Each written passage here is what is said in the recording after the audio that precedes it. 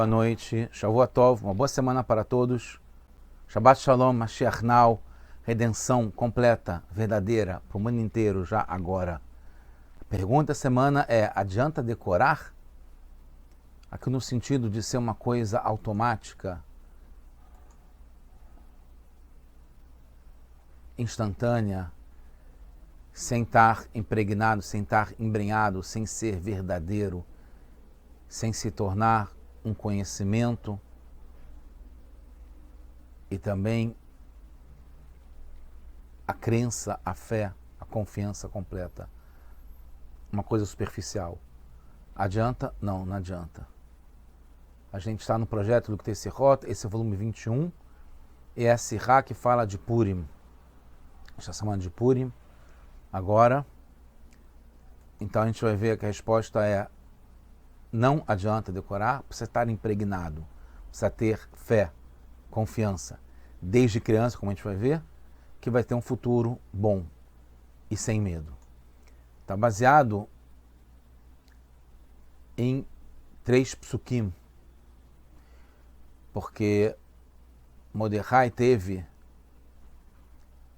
a notícia do decreto que Haman,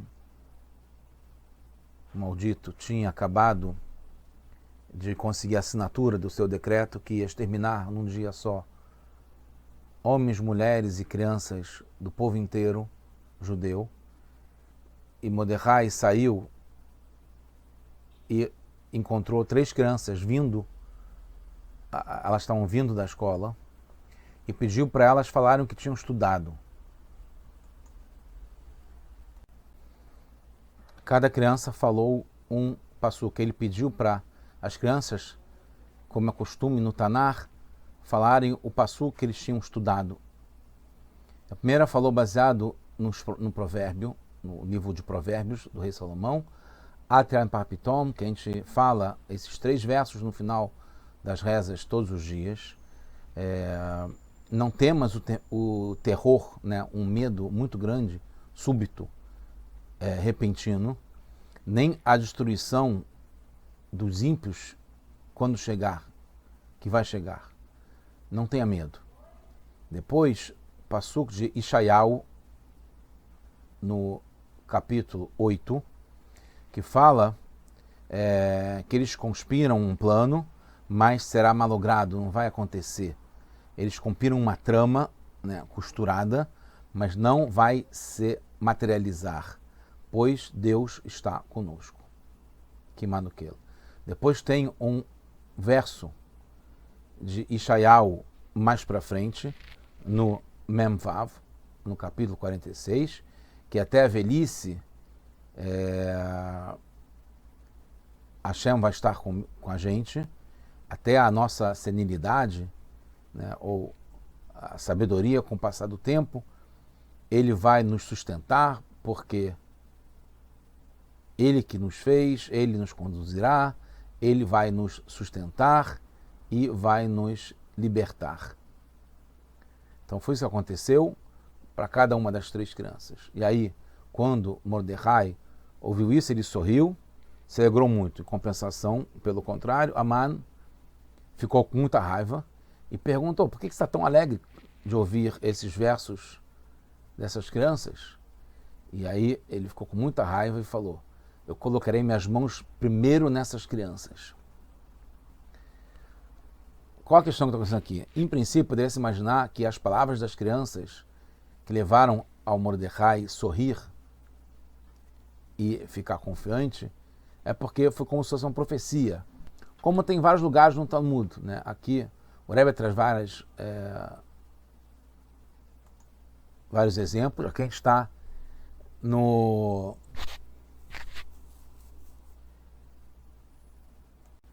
em Gitin, Tratado de Gitin, do Talmud, na página 68, na Mud Aleph, que fala sobre alguém que quis fazer uma peça contra o Rav Sheshet, que cavou um buraco no meio da rua e botou um pano por cima, e querendo que o Rav Sheshet passasse por lá e caísse. Mas o Rav Hizda viu por trás, viu que estava acontecendo isso e fez sinal para o Rav Sheshet que tinha alguma coisa errada para ele não andar por ali. E aí o Rav Sheshet, ele viu uma criança e perguntou para a criança, como está escrito também na Megillah, Psok li pesukecha. Me diz qual o passuco que você estudou, qual o verso que você estudou.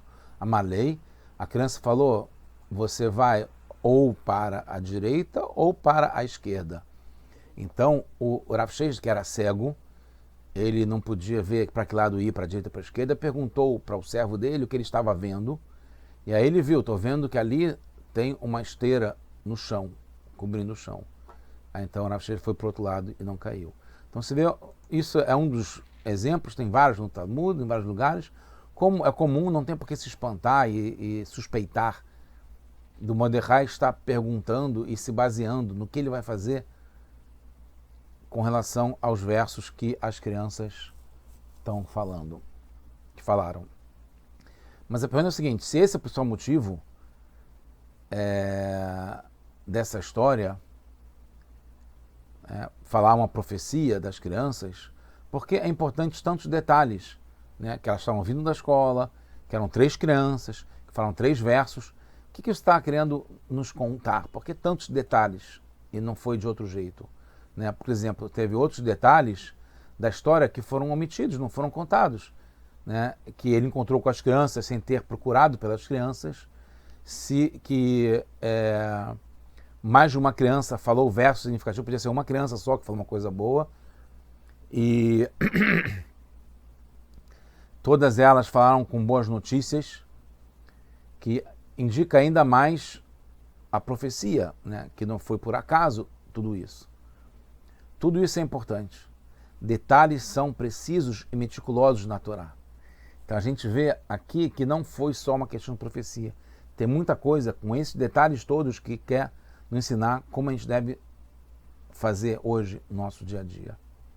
A ordem dos versos, por exemplo, demonstra que tem alguma coisa acontecendo, porque não foi cronológico no Tanar, né? Os provérbios do rei Salomão, eles vieram depois do livro de Yeshayahu, da profecia do profeta Yeshayahu, né? Que tem Torá, Neviim, que são os profetas, e o Ketuvim, então as escrituras, que são os livros dos provérbios do rei Salomão, por exemplo. Então, a gente vê que está uma ordem diferente. Em princípio, na escola, seguem uma ordem quando estão ensinando para as crianças. Torá, Neviim, Ketuvim, profetas e escrituras. E não foi desse modo que foi falado pelas crianças. Então tem alguma coisa aqui que essa ordem está diferente. E também a ordem não está do que aconteceu mais tarde para mais cedo, porque senão seria... tem que ser, no caso, o Mishlei veio antes, e Yeshayahu, Mishlei veio depois.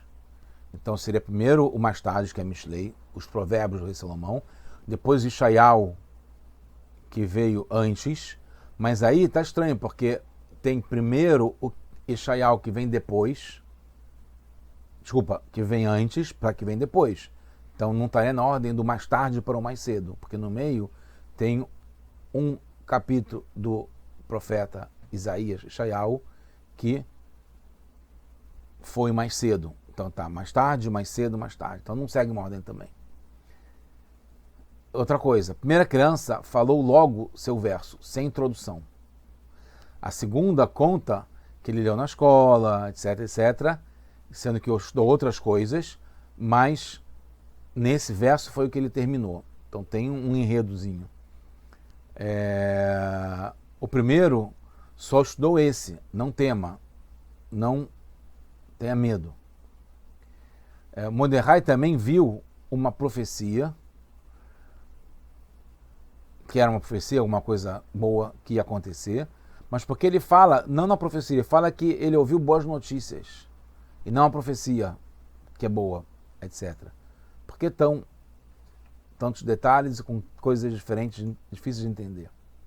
A outra coisa é que no Midrash conta que isso aconteceu assim que a carta com o decreto fatal foi assinado. Se foi assim, e tem uma profecia de que ia dar tudo certo, porque ele sai dessa cena e vai se vestir com mortalha, com cinzas, e gritou um grito enorme e amargo. E todos os vários detalhes que Mordecai mostrou para Esther fazer, como está contado na Migilá, que são de preparação, de defesa, de correção, para poder evitar que acontecesse esse decreto fatal. Se ele teve a garantia das crianças, a profecia de que vai tudo certo, porque ele teve que fazer coisas que levaram a impressão de que ele estava preocupado, estava realmente tendo que fazer coisas radicais para evitar o decreto. E se é assim, por que ele sorriu e ficou tão feliz? Se ele depois teve que botar a mortalha e colocar cinzas e jejuar, etc. Uma outra questão, o decreto foi para exterminar, matar e destruir todos os judeus, de jovem a velho, crianças e mulheres.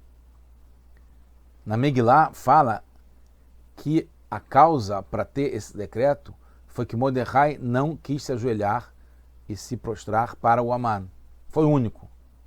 E aí, quando Amã pesquisou, descobriu que não era por motivos pessoais dele, que estava com raiva, que ele não gostava do Amã, etc. E não foi por ser o líder do povo, né, que era o líder do Sanedrim. Foi por ser judeu. E o judeu só acredita em Hashem. E despreza toda idolatria. E não se prostra, não se ajoelha para nada. E isso despertou a raiva do Amã. Porque ele viu o quanto que Mordecai não era levado por um bias, por um viés, por alguma coisa diferente, além da essência dele como judeu, que não se ajoelha e continua autêntico. E foi o único que fez isso. Então ele percebeu, Amã, que não adiantava matar só Mordecai, porque ele viu que essa faísca judia divina dele tinha em todos os judeus, como as crianças falaram. Então, não adiantava matar só Mordecai, que é quem estava indo contra ele, que seria a lógica. Ele tinha que matar todo mundo. Isso foi o decreto fatal, tão ruim. Como que Amã conseguiu um decreto como esse contra os judeus? Os sábios explicam que teve uma causa espiritual que está além do Amã. Ele foi só um instrumento de Hashem, porque eles se ajoelharam para uma estátua.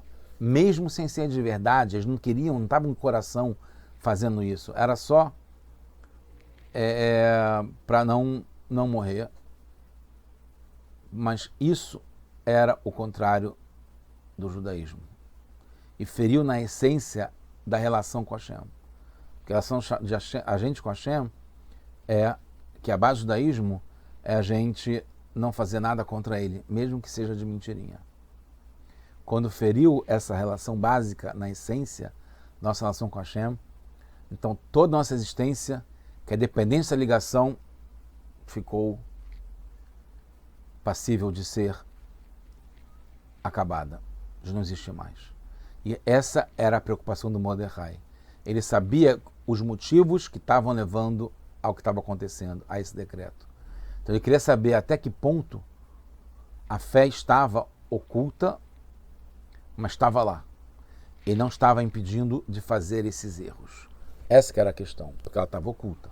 A fé existia, mas estava oculta, então, por estar oculta, não estava à tona de um modo que evitaria de fazer qualquer erro, porque evitaria de romper essa ligação com Hashem, por menor que fosse, por mais rápida que fosse. Então, os pensamentos, a fala e a ação não estavam blindados, porque estava oculta essa fé e essa confiança em Hashem.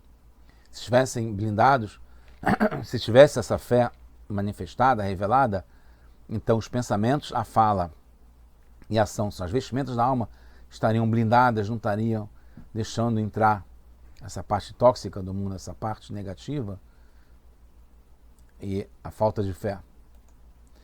Então, é sabido, como Rebbe traz, que um judeu quer ficar ligado com Hashem. É até uma lei que o Rambam fala nas leis de divórcio. Um judeu tem medo natural de tocar num pouquinho de impureza de idolatria, mesmo com essa parte mais externa e superficial, sem mesmo comprometimento. Mordecai sabia que o caminho para anular esse decreto era despertar nos judeus justamente essa faísca divina, essa faísca judaica, para que se revelasse. A qualidade do Mordecai de não se ajoelhar, permeando cada vestimenta da alma até a entrega total em cada judeu ou judia. Dispostos a santificar o nome de Hashem na prática, de verdade. É quando ele ouviu a criança vindo da escola, pura, falando os versos que demonstram essa fé inabalável, a confiança total em Hashem, não tem medo de nada, só de Hashem, ele soube que os judeus aguentariam passar no teste. Estava começando, teria um ano ainda até a história, o mês de Adar, quando a gente estava em Nissan, até o mês de Adar, que seria a aplicação do decreto. Então, essa confiança total em Hashem, que ele percebeu nas crianças, pelos versos que eles falaram, mais do que a profecia, mas por ele estar manifestando o que as crianças estavam sentindo, não era decorado, não era decoreba, não era só da boca para fora. Soube que os judeus aguentariam o teste, porque a parte principal, essa faísca divina, judaica, que não se prostra, não se ajoelha, que continua firme e forte, mesmo com a fé oculta, ele então sorriu e teve uma grande alegria. Aí porque teve o luto e o grito depois, justamente para despertar a faísca judaica em todo o mundo. Foi como se fosse externo, para que as pessoas reconhecessem isso e voltassem. Para se revelar, se expressar na prática com todo mundo, ao perceber que ele estava sofrendo com isso. Qual a diferença dos 3 versos? Porque precisou de 3 versos, de 3 crianças diferentes. Então, o primeiro que fala Al-Tirá é não ter medo do que virá. Está ligado com o medo e o sofrimento revelados que tem no nível mais baixo de fé, que percebe como a natureza se comporta e tem medo do que pode acontecer. Se vai ter dinheiro, se não vai ter dinheiro, se vai ter saúde, não vai ter saúde, se vai ter amizades, se vai ter com quem falar. Né? Qualquer situação, quando vai num lugar, quando vai para o trabalho, quando tem que pagar alguma conta, se vai ter dinheiro ou não, isso está a esse medo do que pode acontecer, está ligado com a natureza. Então, o rei Salomão, né, com a sabedoria, o conhecimento de Hashem, a palavra de Hashem, fala para não ter medo. E não tem nenhuma explicação por que não ter medo.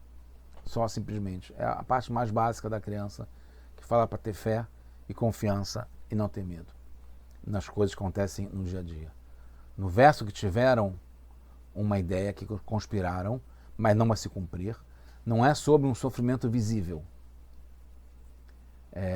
São só ideias e coisas que podem causar, mas não acontecerão, como foi falado, pois Hashem está conosco. Já é um outro nível, que você percebe que existe, mas que não vai acontecer.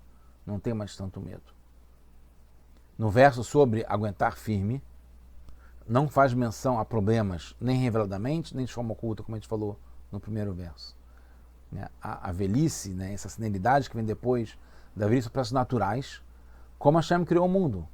Mas temos a garantia que faremos o certo e vai dar tudo certo, que Hashem está conosco. Esses 3 versos são 3 níveis de fé e confiança em Hashem. Isso é uma aplicação prática para a gente no nosso dia a dia. O primeiro que fala Al-Tirá, Mipar Pitom, com esse medo repentino, está ligado com a natureza, que a pessoa tem medo e se assusta de repente.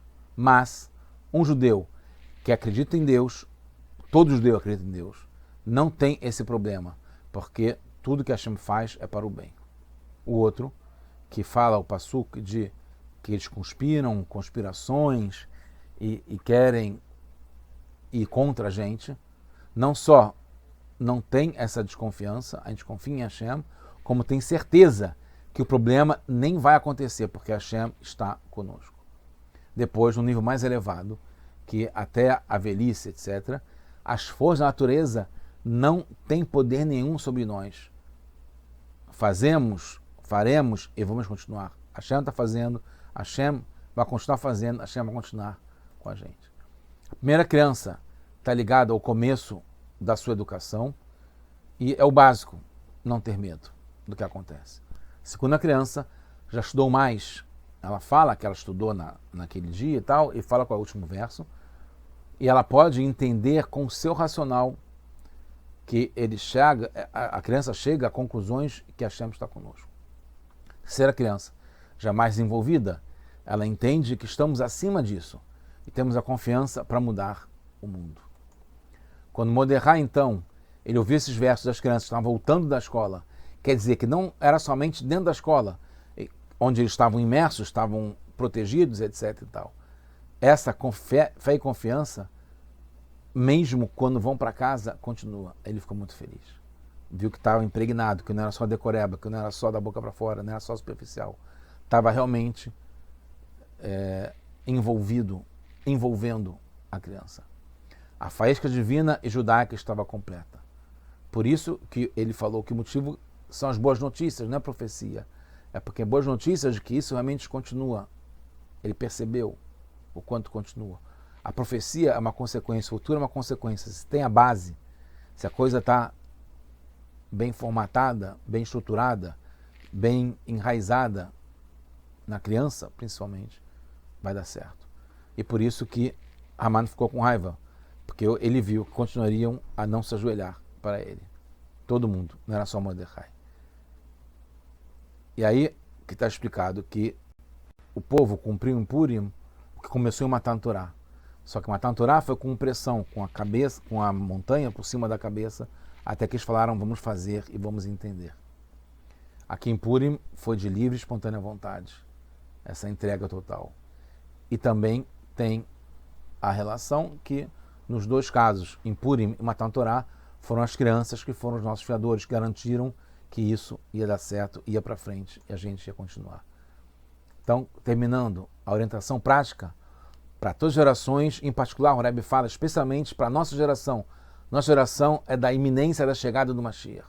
Enquanto ainda tem governantes, presidentes, primeiros ministros de outros povos, né, além de Israel, como Hashverosh, que tinha na época de Purim, o Rebbe cita justamente Hashverosh, mas já está pronta a Geulah, a redenção, para o mundo inteiro. Desde cedo, devemos saber que não devemos ter medo de ninguém, como as crianças falaram, a primeira criança, só de Hashem. Como Hashem aprendeu do seu pai Rabbi Eliezer, que falou para ele antes de morrer, duas coisas tem que aprender. Uma delas é não ter medo de nada a não ser de Hashem. E a gente sabe que Deus está conosco e estamos acima da natureza. Quando nossas crianças vivem com esse conhecimento, fé e confiança impregnados nelas, dentro e fora da escola, a gente vai ter a salvação do mundo inteiro. Como o Rebbe termina falando, traz várias profecias, no caso, ele fala sobre justamente o tema que a gente falou, que são as crianças, justamente, Reshiv Lev Avot Abanim, está baseado na profecia de Malachi, no final de Malachi, que primeiro fala, então no Tehillim, que da boca das crianças que ainda estão mamando também, Isata Oz, você, Hashem, Mipi Olelim Vionkim Isata Oz, você fincou essa força da Torá e da redenção para acabar com os inimigos e se vingar deles. E aí vai se cumprir a profecia, como está falado aqui, Veshiv Levavot Albanim, que ele vai, as crianças vão fazer os pais voltarem através dos Banim. E aí Hashem fala, ainda em Malachi, eu vou mandar para vocês o profeta Elias, que vai anunciar a redenção. E o Malabanim Derech Ahavá Veratzon vai falar para as crianças, para os filhos, com amor e com vontade. Lehu Vedabru Elavoterem, vão e falem para os seus antepassados que vocês vão pegar nos caminhos de Hashem, como está explicado no Rashi dessa profecia. Ve'avó Yom Hashem Agadol V'Norá, e vai chegar, como está também em Malachi, o dia de Hashem, grande e sublime, e aí vai se juntar a Geulah com Geulah, a redenção com a redenção de Purim com a redenção de Pesach, como está na Megillah, justamente no tratado de Megillah. e vai ser o dia da redenção verdadeira e completa através de Mashiach Tzidkeinu, do justo Mashiach, Bekramash, agora já. Tudo de bom para todos nós. Besorot Tovot, Hag Purim Sameach, Shabbat Shalom, Mashiach now.